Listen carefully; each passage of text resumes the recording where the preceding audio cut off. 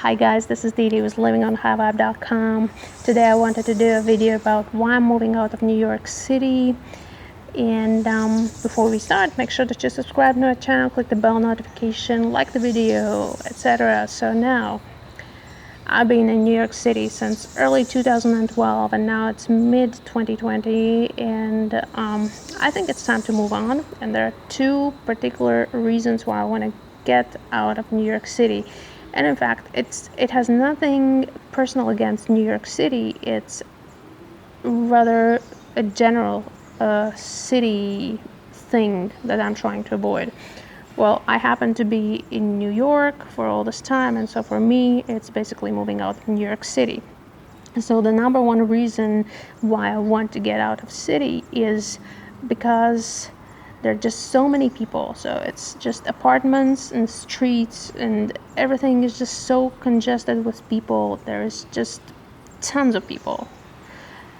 And it leads to the situation where even if you're not living with roommates, which was the case, I was not living with roommates in my last place, I would wind up just being in these walls, and the moment I step out on the street, it's basically a sea of people. And the moment I opened the window, which was going to the backyard, it would be just walls and walls of other buildings. Yeah, there was some sort of a courtyard and a couple of trees. Well, not a couple of trees, quite a plenty of trees, but it still felt like, you cannot get really the sunlight in.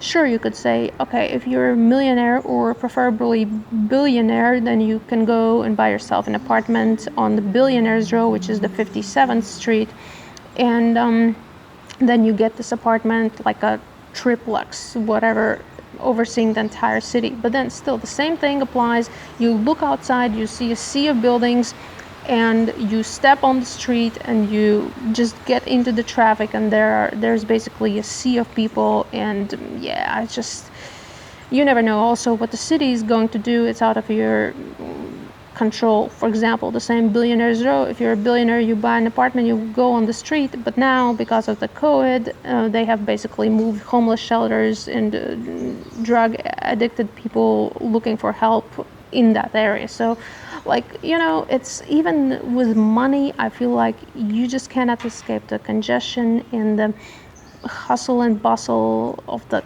quantities of people you encounter in New York City. So and that basically what happens when you are in that situation. You disconnect from nature. And it's more like, you're in a city, and when you want to go to enjoy some nature, then you have to drive several hours out of the city, or you take a train out of the city, and then you go into your escape.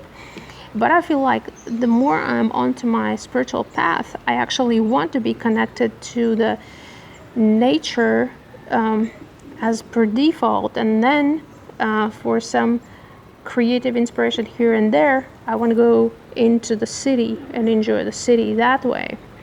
So I guess if I would have all the money in the world, I would live outside the city, and I would just go into the city, into a second apartment, and enjoy that whenever I feel like. So the thing is, with New York City, it functions as a drug.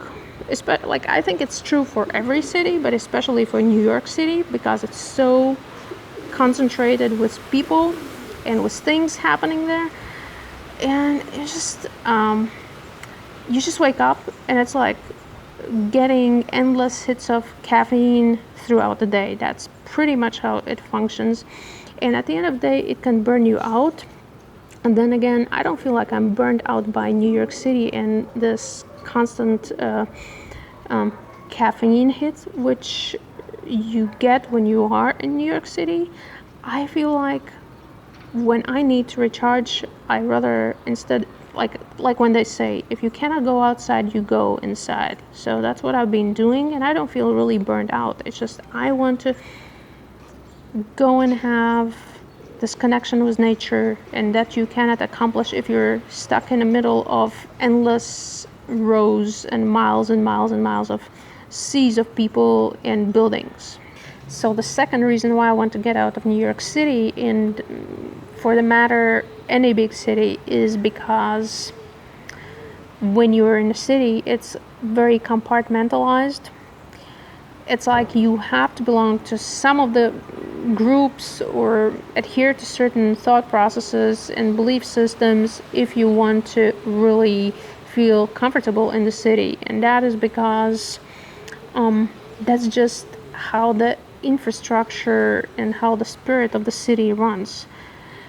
They say that you can really experience freedom when you come to New York City. I would say, yeah, there's a lot of freedom and creativity, but before you move, you already need to be craving to belong to certain groups. So there are a lot of options, but you still have to really tightly fit into one of these boxes. And I understand that that's how society works, but at the same time, I feel like it robs me of other options.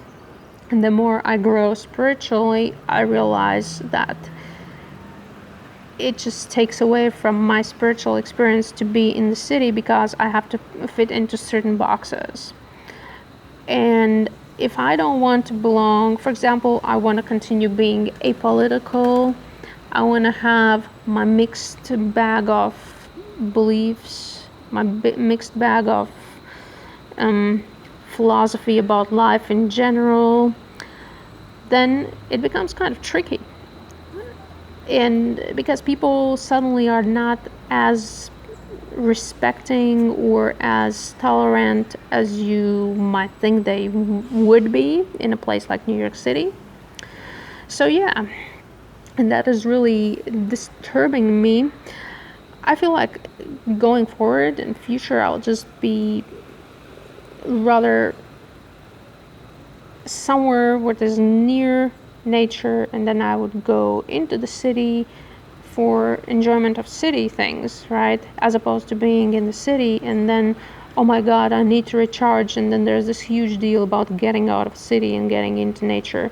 Yeah, sure, you can drive somewhere. Yes, sure, you can take a train somewhere, but it's like, dude, it's not the same. It's like you wake up and you enter a sea of people, as opposed to you wake up and you enter a sea of trees, and it's kind of like a paradigm shift.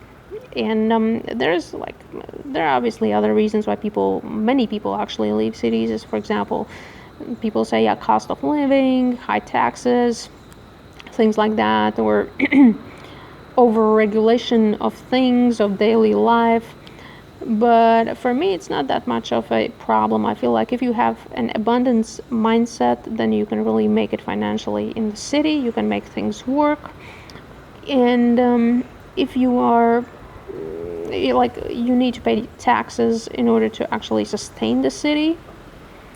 You have to have more rules because there are more people and more, as I say, the congestion of different groups of people in one narrow space. So I don't have really a problem with that. It's like comparing apples to oranges. It's just like, would you like more apples or oranges? So yeah, you kind of like with everything in life, you pick your poison, so to speak, and then you live how you want to live.